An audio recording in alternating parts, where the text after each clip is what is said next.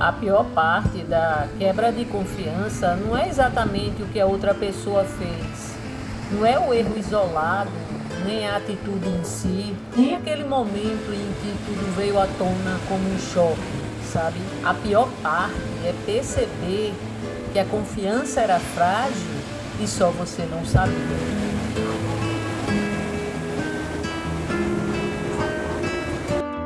É aquele segundo silencioso em que o chão, ele não chega a desaparecer completamente, mas racha o suficiente para você nunca mais pisar do mesmo jeito. Porque quando a confiança quebra, não é só a imagem do outro que cai, cai a sensação de segurança, cai a narrativa que você tinha construído. E pior, cai a certeza de que você sabia exatamente onde estava pisando. E se você já passou por isso, talvez esteja se perguntando agora: tá, Flávia, mas o que sobra da gente depois? Depende de como você atravessa isso.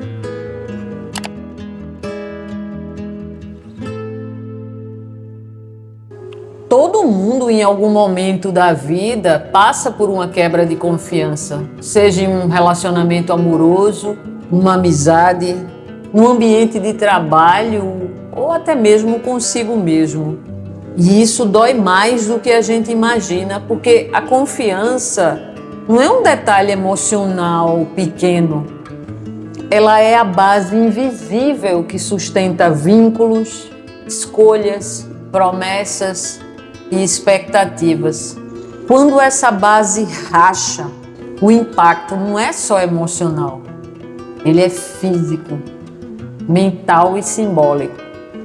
É como se o corpo entendesse antes da cabeça que algo saiu do lugar.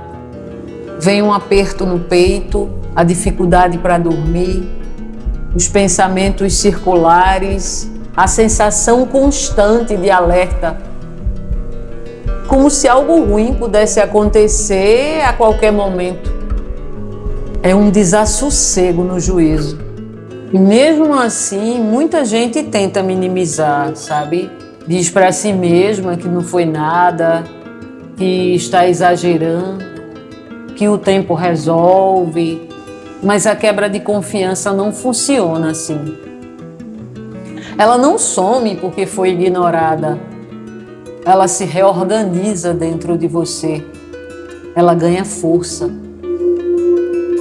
E como eu estou vivendo exatamente isso nesse momento, eu resolvi pesquisar, entender e organizar tudo isso, sabe? Para não me perder no meio do caos que está a minha mente. Esse vídeo, ele nasce como um manual de sobrevivência que eu quero deixar registrado aqui. Para mim e para todo mundo que agora sente que algo que parecia sólido se mostrou instável e precisa entender o que fazer com isso sem surtar e se abandonar.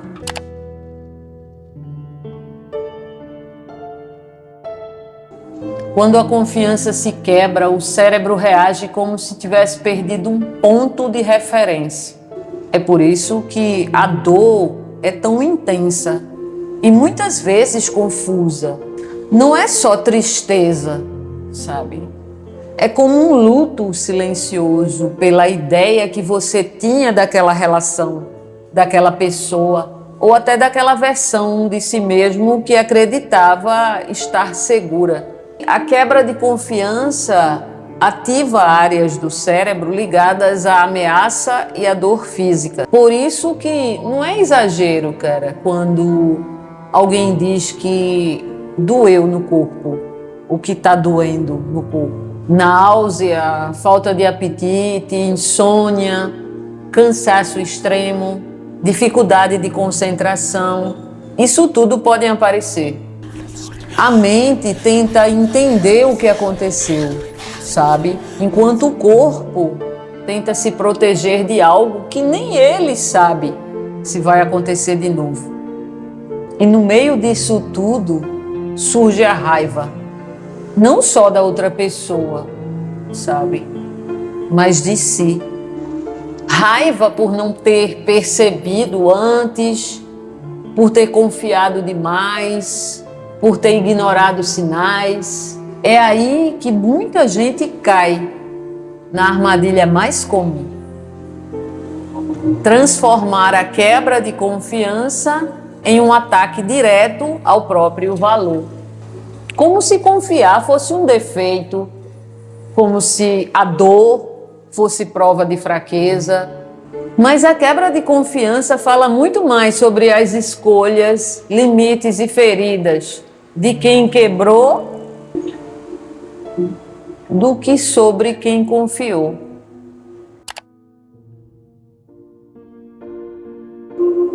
O problema é que quando isso não é cuidado, o efeito ele se estende para o futuro, sabe? A pessoa passa a desconfiar de tudo, evita vínculos, cria barreiras emocionais rígidas ou vive em um estado de alerta constante. Não porque quer, mas porque o sistema interno simplesmente aprendeu que confiar pode ser perigoso. Muito antes de termos linguagem psicológica para explicar isso, o poeta William Blake já descrevia esse processo com uma precisão assustadora. A raiva que é dita termina. A raiva que é silenciada cresce, vira um monstro. A raiva reprimida, ela não desaparece, ela cria raízes. E aí onde mora o perigo, porque essa raiz ela é regada pelo medo, pela insegurança, pelo desejo de manter a paz a qualquer custo. Você sorri quando algo te incomoda, engole quando algo te fere, se convence de que não vale o atrito. E assim, aos poucos, essa árvore cresce. Ela se manifesta em irritação constante, em desconfiança exagerada, em interpretações negativas, em explosões emocionais que parecem totalmente desproporcionais. A quebra de confiança, quando não é reconhecida, vira ressentimento, cara. E ressentimento não é proteção, é desgaste. A árvore venenosa não cresce porque alguém errou uma vez. Ela cresce porque a dor foi sentida, mas nunca foi cuidada. É esse hábito perigoso de sentir e fingir que não sentiu. Existe um momento depois da quebra em que a dor vira julgamento interno. A gente começa a se olhar como se a adversidade fosse prova de falha. A mente começa a buscar explicações e, sem perceber, transforma a adversidade em sentença, como se sofrer fosse um sinal de fraqueza, como se ter confiado fosse prova de ingenuidade, como se a decepção fosse um carimbo dizendo que a gente não é digno de amor, de aceitação ou de alegria. E é aí que mora um dos maiores perigos desse processo. O maior crítico que surge não é quem feriu, mas nossa própria voz interna tentando dar sentido ao caos. Só que dor, gente, não é diagnóstico de valor. Sofrer não significa falhar como pessoa. Passar por decepções não te torna menor, te torna humano. A vida não machuca porque você é insuficiente. Muito pelo contrário. Ela machuca porque você entrou na arena, porque ousou se envolver, confiar, sentir. E talvez o verdadeiro ponto de virada não seja apagar o que aconteceu, mas interromper esse ciclo de auto-julgamento. Porque enquanto você se culpa por ter vivido, a ferida continua aberta. E quando essa culpa começa a cair, algo muda por dentro. O perdão deixa de ser sobre o outro e começa a ser sobre libertar a si mesmo. É nesse espaço que a clareza começa a surgir. Não como ausência de dor, mas como presença de consciência. E é exatamente daqui que o próximo passo nasce.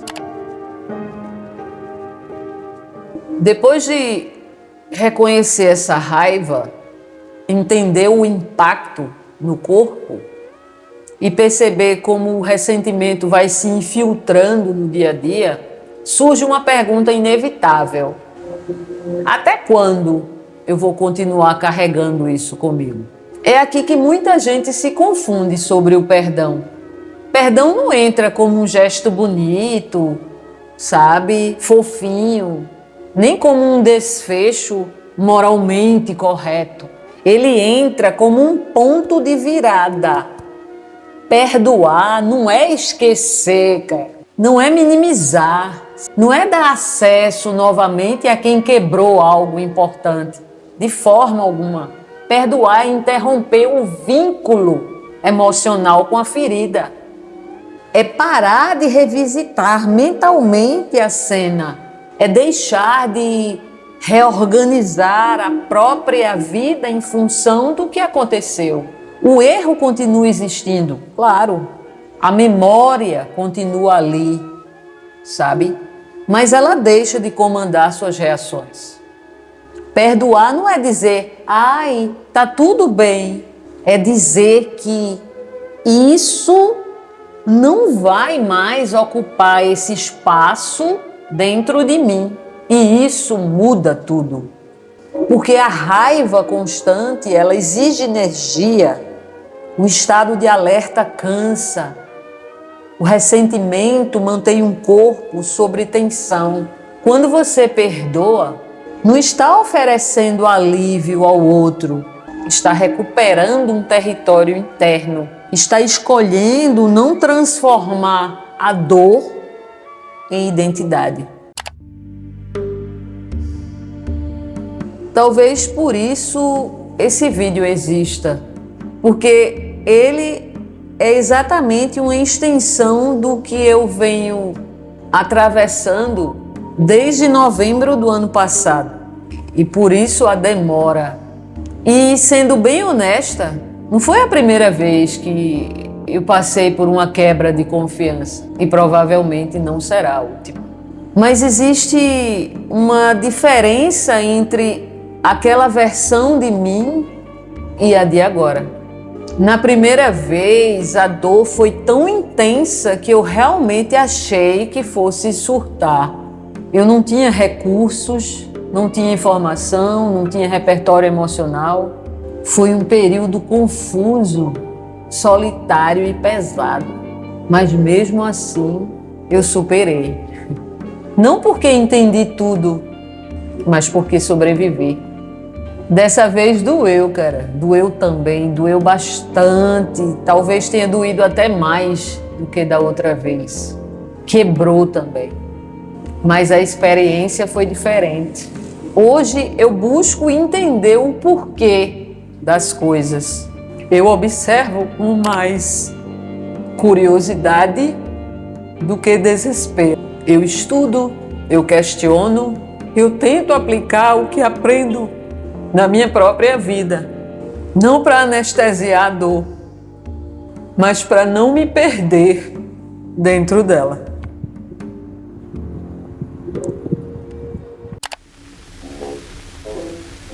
Teve um momento em que eu percebi que se eu continuasse apenas tentando organizar a mente, eu ia continuar girando em círculos, pensando, repensando, analisando, revisitando cenas, criando teorias da conspiração, tentando entender tudo de uma vez. Porque quando a cabeça entra em colapso, ela tende a achar que a saída é mais pensamento. Mas existe um ponto em que a mente não precisa de mais respostas, ela precisa de aterramento.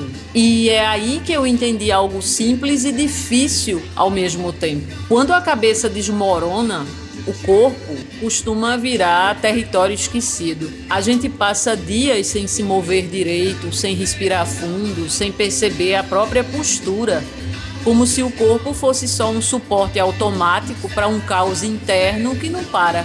Então, resolvi começar pelo básico. Não por grandes viradas, não por planos ambiciosos, mas pelo que estava ao meu alcance naquele momento. Voltei a me exercitar. E não foi por estética, não foi por cobrança, não foi para dar a volta por cima em versão performática. Foi porque eu precisava regular o corpo para ajudar a mente a não entrar em curto. O movimento virou um lugar de descarga. Um jeito de escoar o excesso que não cabia mais só dentro da cabeça. O suor virou válvula. A respiração ofegante virou pausa mental. A endorfina, que é uma substância natural que o próprio corpo libera quando a gente se movimenta, não resolveu meus problemas e nem prometeu isso. Mas ela me deu algo igualmente importante: clareza suficiente para não afundar neles. Um pouco mais de chão, um pouco mais de presença. Aos poucos eu fui entendendo que voltar para os eixos não é um evento marcante, não é um dia específico em que tudo se alinha de novo. É um conjunto de pequenas escolhas feitas, mesmo sem vontade, mesmo cansada, mesmo triste, mesmo confusa. Cuidar do corpo virou um gesto silencioso, quase íntimo, de reconstrução. Um jeito simples, mas profundo de dizer para mim mesma: eu ainda estou aqui e eu ainda estou tentando. Há um tempo atrás, mais precisamente em agosto, mais ou menos, de 2021, eu comecei a ler esse livro chamado Antifrágil, do Nassim Taleb. Esse pequenino livro, diga-se de passagem, para não dizer o contrário. Eu confesso que na primeira tentativa ele não fluiu de jeito nenhum. Eu costumo dizer que os meus 2 neurônios, eles não deram conta. É um livro denso, complexo e pesado demais para o momento, na época, né? E isso acontece. Nem sempre é um livro ruim. Eu penso que a gente ainda não está preparado para o livro. Então, no meu caso, eu deixei ele de stand-by, mas meses depois eu voltei a ler. E dessa vez as ideias começaram a se encaixar. Taleb explica nesse livro que existe uma diferença importante entre ser resiliente e ser antifrágil. O resiliente, ele é aquela pessoa que resiste ao impacto e tenta voltar ao que era antes, ou seja, vida que segue. Já o antifrágil, ele atravessa o impacto e sai diferente, sabe? Mais ajustado, mais consciente, mais forte. Ele não apenas suporta a turbulência, ele aprende com ela. E talvez a quebra de confiança seja exatamente esse tipo de choque. Sobreviver a uma quebra de confiança não é virar pedra, não é se fechar para o mundo, sabe? Talvez o problema nunca tenha sido só aprender a confiar de novo, mas entender o que a gente faz com a gente, mesmo depois que tudo quebra. Porque depois que algo quebra, a gente não volta a ser quem era. A gente só tenta aprender um novo jeito de existir. Porque no final das contas, viver é isso. O pêndulo do Schopenhauer, como eu costumo dizer. Só que oscilando entre dor e alegria.